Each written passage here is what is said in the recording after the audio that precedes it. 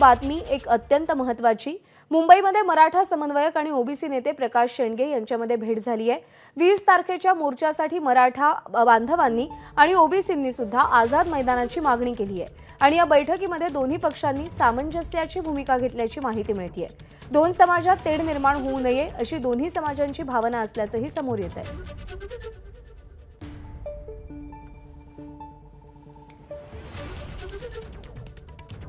तर 20 तारखेच्या सभेसाठी मराठा आंदोलकांनी आझाद मैदान या जागेची मागणी केली होती। तसं पत्र त्यांनी दिलेलं होतं आणि त्याच दिवशी ओबीसींचा देखील एक महामेळावा आयोजित केला गेला आणि त्या महामेळाव्यासाठी सुद्धा ओबीसी समाज हा आझाद मैदान मिळावं यासाठी आग्रही होता आणि याच मुद्द्यावरती दोन्हीही समाजांच्या समन्वयकांमध्ये भेट झालेली आहे।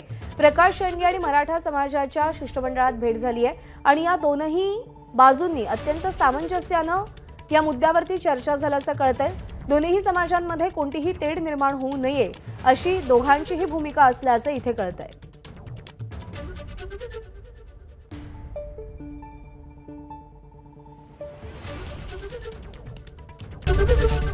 एबीपी माझा, उघडा डोळे बघा नीट।